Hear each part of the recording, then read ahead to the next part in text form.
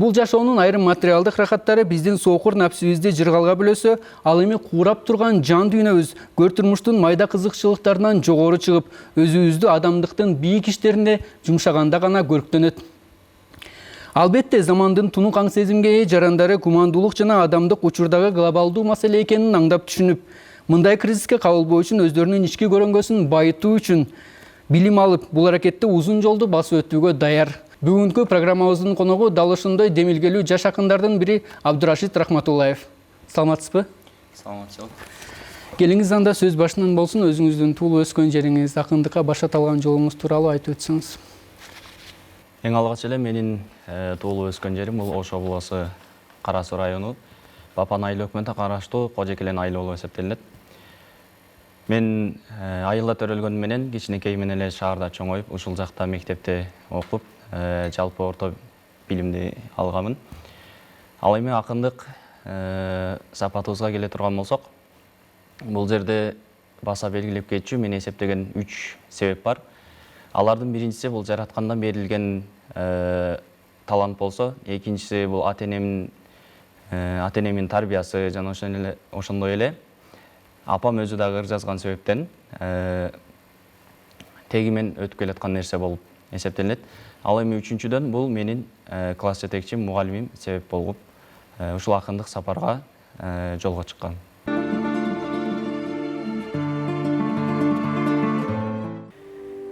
Ата-энемдин батасы.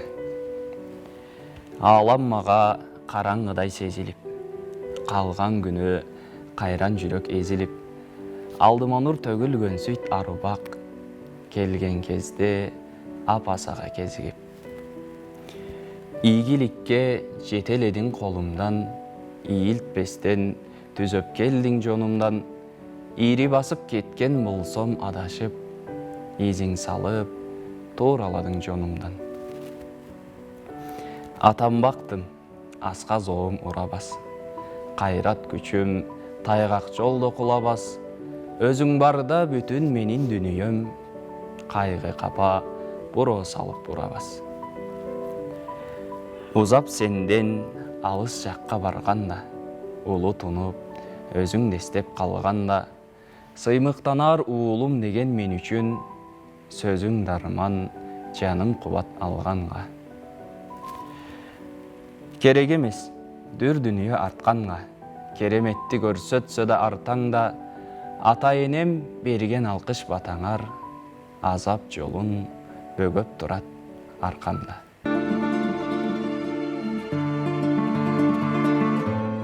Балалык.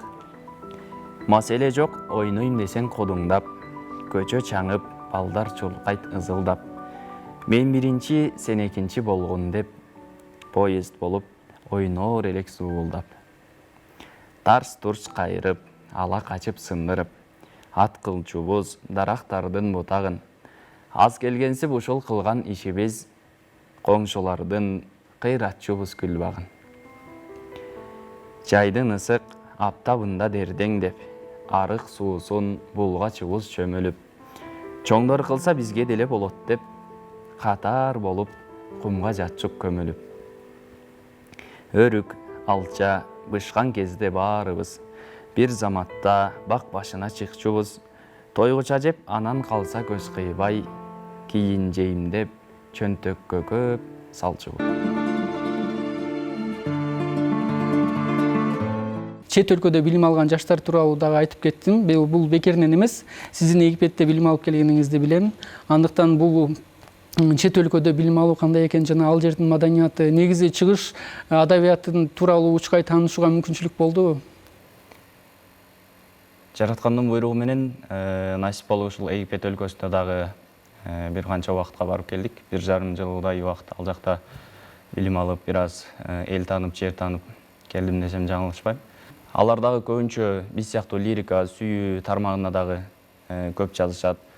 Дүйнөдө араб ырларына теңдешүү, сүйүү темасында айрыкча, араб ырларына теңдешүү ырлар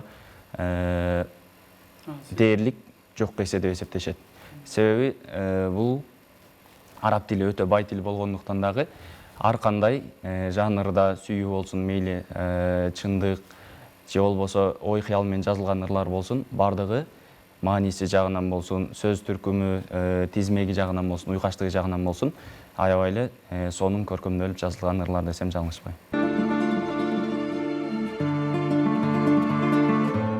Айылда. Эркелеткен апам мени актаңым. Эркеген анда менин жаш шагым.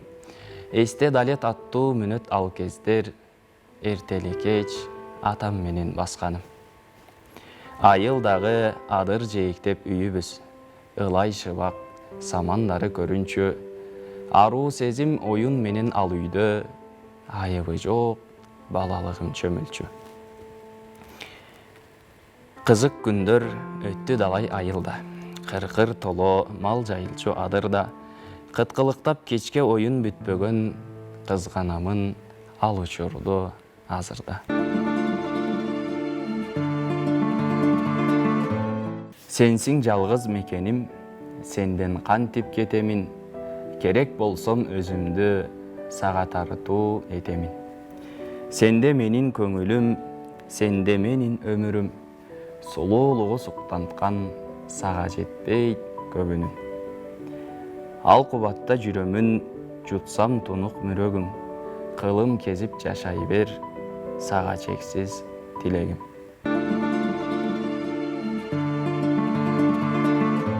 Ата кем. Тоо десем тоодон бекемсиз ата, мен үчүн дүйнө мекенсиз ата, керилип көчө басамын көрсө, мен неги кайрат экенсиз ата. Түгөнбөс булак мүрөгүм ата, сиз менин күчтүү жүрөгүм ата. Сиз барсыз менде Аллахка шүгүр, ийилбей бекем жүрөмүн ата. Ааламды берсе алмашпайм ата, арсызга жакын жандашпайм ата. Айтылган насаат сөзүңүз эстеп, акылсыз жанга жан баспайм ата. Ыр жазууда рифма, өлчөм, уйкаштык, дагы саптардын дал келиши деген нерселер түшүнүктөр бар. Андыктан көп акындар мына ушул нерсеге баш бурушат да. Анан сиз ыр жазып жатып мына ушул нерселерге көңүл бурасызбы же негизгиси өзүңүздүн кубулуңузга толсо болду, ээн эркин жазасызбы? Уйкаштыкка, сөздөрдүн муундарынын катарына саптарга маани берем чынында. Сөздөр окшошуп келиши аягында аттама уйкаш, аксак уйкаш, орому бардыгына болушунча маани бергенге аракет кыламын. Башка акындар сыяктуу эле. Себеби эгер эркин өзүм купулума толсо, менин эле купулума толот дагы башкага жакпай калышы мүмкүн. Ошол себептен мен өз жазган ырым бир эле мага эмес, жалпы коомго пайдасы тийсе, жалпы коомго жакшы маанай тартууласа деген ниетте жазам. Сен эмессиң. Сен эмессиң жалгыз эле ыйлаган, сен эмессиң турмуш кысып кыйнаган. Сабыр менен баарын басып жеңгендер, сандап жүрөт ажыдамсыз кыйраган. Салбай башын тагдырына шылтоолоп, сынбай жүрөт карап көрчү кыйладан.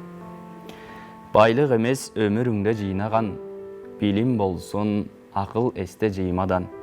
Баамдасаң пайгамбар да сүйүктүү, байыш үчүн алтын күмүш жыйбаган. Байырлаган ыйман ыңсап жүрөктө, байыртадан дүйнө мүлкү сыйбаган. Досум, сени менен сыймыктанам өмүрдө. Жанга жакын шеригимсиң кечпеген, мейли алыс жакын жерде жүрсөк да, билгин досум, сага дүйнөм кепкенен. Сенсиң досум, ар учурда дем берип, сөз тийгизбей тарабымды колдогон. Кажетиңе жарап калсам айткының, карыш жылбай катарыңда кол болом.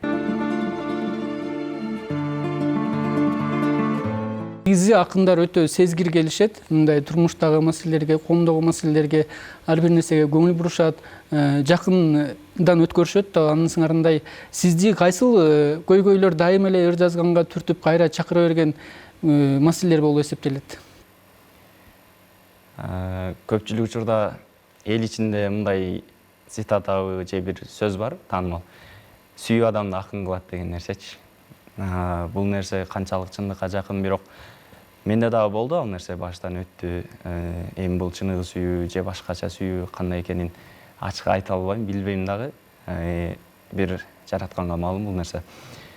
Бирок ошонун артынан шыктанып көп ырлар пайда болду, жазылды. Бир эле сүйүү эмес, ата-энебиздин карап туруп, өзүбүздүн турмуш таризибизди, башкалардын колунда болуп жаткан көрүнүш, актуалдуу маселелерди карап олтуруп, эми чоң акын болбосок дагы кандайдыр бир жүрөгүбүз ооруп, жаныбызды кейитип, бир аз ойлонгондо эргүү келип турат. Коомду кантип оңдосок болот, кантип элге үлгү болсок болот деген маселелер менимче бир эле мен эмес, жалпы эле жаңы баштап жаткан акын болсо дагы, деги эле акын эмес болсо дагы ар бир адамды ойлонтуп турат.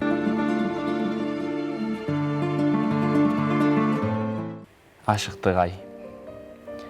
Ашыктык ай далай соону мас кылган. Канча ирет бийик башты пас кылган. Айрылышпас жандарды да ирмемде кайраштырып, акыр түбү кас кылган. Ашыктык ай кээ бирөөнү таарынткан, а башкасын жылдар бою сагынткан. Күлмүңдөгөн көздөр жүрчү кечеле күйүп турат. Эч ким жоктой басылткан.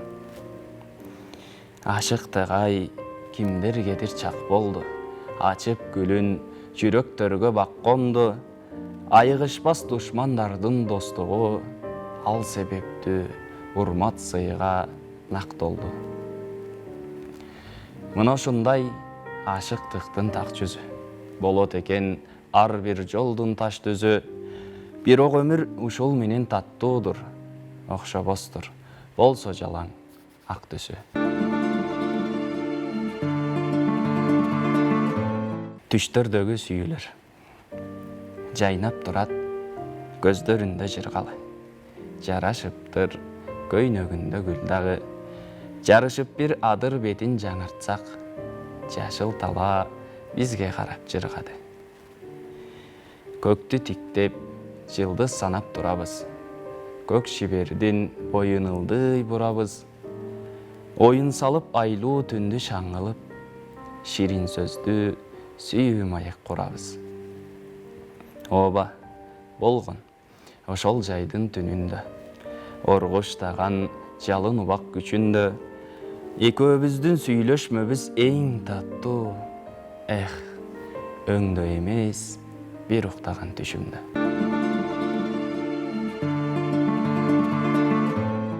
Өөп койдум эки ирет жай гана.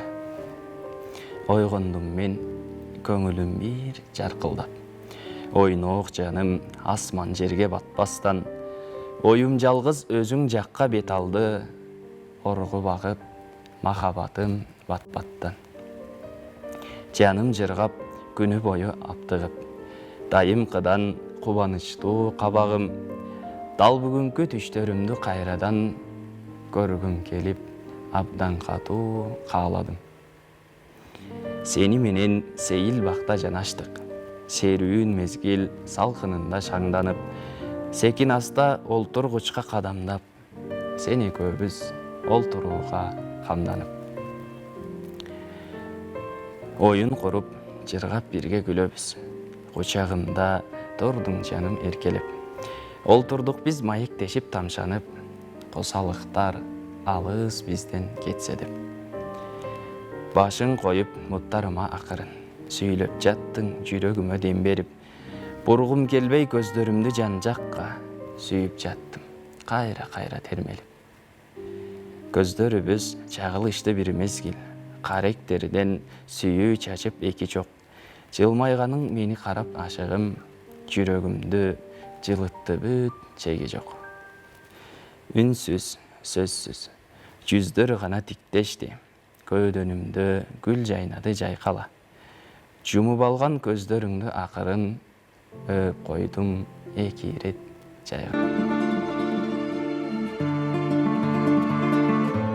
Азыр эми окуунун 3-чү курсунда окуп жатыпсыз. Негизи окууларыңызга ийгилик каалайбыз. Анан көрсөтүүнү жыйынтык деп жатып, мына ушул алдыда бир пландарыңыз, максаттарыңыз бар чыгар, ушул боюнча бөлүшүп өтсөңүз.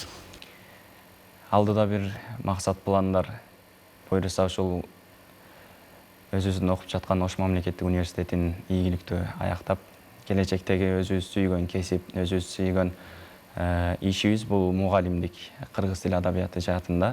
Өзүм ушул тармакта көп кызыкканыма байланыштуу ушул кесипти тандап алгам. Эл жериме жакшы пайдам тийсе экен, жалаң эле чоңдорго, өзүм жаш болуп туруп чоңдорго мотивация бере бербестен же ошолорду тарбиялай бербестен өзүмдөн кичинелерге, өзүм теңдүүлөргө үлгү болсом, жаштайынан ошолордун жүрөгүнө жакшылыкты орнотсом деген максат ниеттерим бар. Буюрса сиздер жалпы сиздерге ЛТР жамаатына ыраазычылык катары жана келатып жолдо бир 2 куплет ыр жазган болчумун. Эгер уруксат берсеңиз окуп коеюн.